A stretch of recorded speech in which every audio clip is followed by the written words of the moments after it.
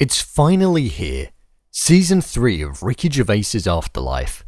I've been looking forward to this season from the moment that it was announced that there was going to be a third. However, saddened at the fact that this is in fact going to be the last that we see of Tony, as it's the final season. In this video, I'm going to review the final season and also explain the ending that seems to have a couple of different meanings to it. So, let's jump in. Here is a review of Afterlife Season 3. Just to let you know, this video will contain spoilers, so watch with caution. Let's start with the ending of the show, as there was so much to unpack. The ending was something that I found extremely emotional when watching. We see a couple of minutes of slow motion clips with Ricky Gervais's character Tony looking on at all of the loved ones and people in the town that he's formed connections with over the years. It then cuts back to Tony on several occasions, and you really do gauge the emotions and feelings that he's expressing. And also, it allows you to try and understand what's going on in his head with these close-up shots. Especially off of the back of what had happened in the previous couple of episodes, where he was becoming more content with living and learning that he actually has a life to live. We see this moment cut between shots of memories of the past with him and Lisa, which are always heartbreaking but also happy to watch. As Tony is leaving, there's a moment where Lenny takes a photo of him. We see him salute, and it almost comes across as a goodbye. This is where the ending then gets left up to interpretation, as it seems as though something is a little off. We see him walking off in the distance with Lisa appearing next to him, only for her to fade away, then for his dog to fade away, then for Tony to finally fade away. This was all played over the Joni Mitchell song that he mentioned earlier. This could mean multiple different things. The whole show has centered around Tony having a lack of interest in life after his wife Lisa passed away, and we see these conversations happen with multiple cast members even in this season.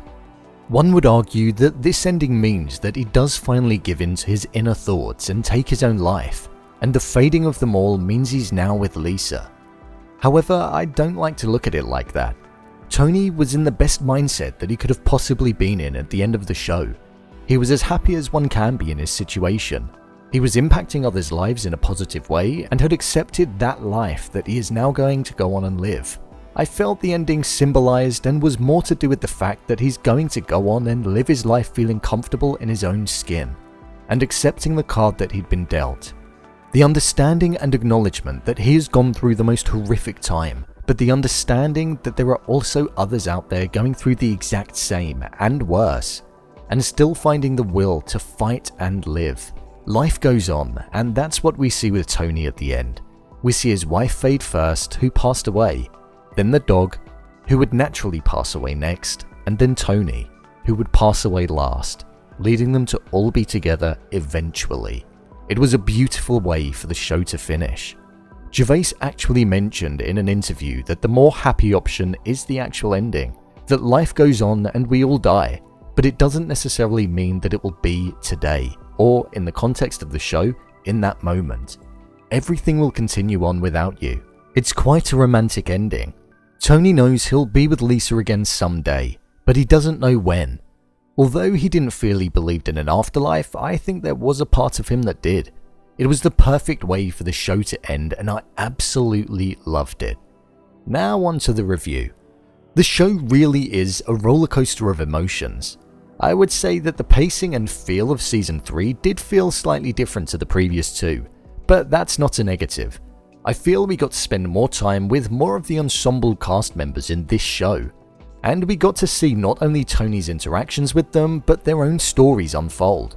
The main driving narrative was Tony and the death that is present in his life at that period of time. He'd recently lost his father, so we spent an episode where he went to scatter his ashes. I thought that was one of the funniest episodes. It was funny yet beautiful.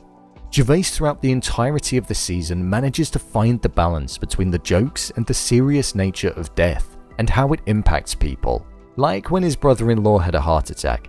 You see the moment where he's serious and worried, but also cracking jokes at the side of his bed. We saw the people and stories that Tony and Lenny go to get for the paper on the daily basis, which are almost like little cutscenes that you'd see in other shows. But they bring so much to this program. They provide a moment of realism and for you to snap out of the serious nature of Afterlife, and hear about all of the mundane yet crazy things that people get up to and feel they want to share with the rest of the town. Always closed off with a smile from Lenny. It cracks me up every time. We saw Tony battle with not wanting to give up Lisa's memory or for her to be remembered for the money that the life insurance left, and we see his understanding and mindset shift as this season goes on. June gave a beautiful speech in the middle of the season, and it really hit home and made me feel what I think it was set out to make Tony feel. I think the trip where he went to visit the children was when we saw a shift in direction.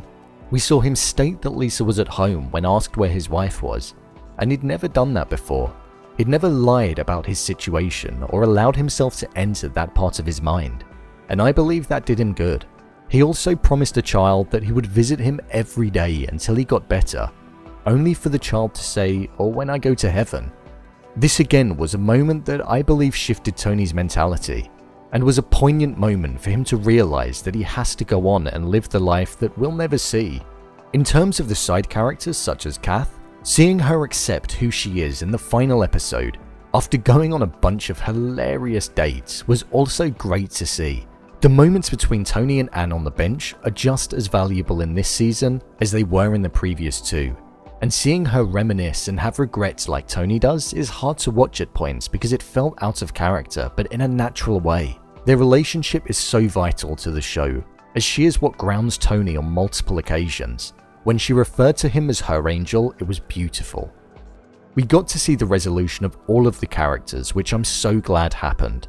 We saw Kath and the Postie get together.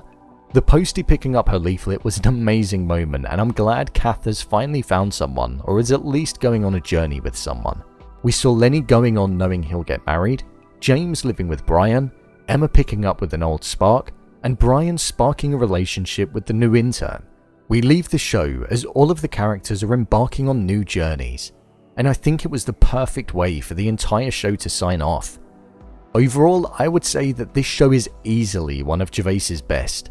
He never fails to deliver, and I was slightly skeptical of him breaking his 2-season rule, but it was definitely worth it. The narrative, character performance, emotion that gets evoked, the cutting of clips between reality and memories never fail to make me get upset when watching. Even every song choice is perfectly chosen and suits the moment perfectly. It's beautiful, romantic, but also shows how cruel life can be. We leave Tony's life for now and the show is over, but it's been a pleasure watching it, and I can only hope Gervais creates another show that's in the same league. What did you think of Afterlife Season 3? Did you enjoy it? Leave a comment down below, and don't forget to subscribe. I'll see you next time.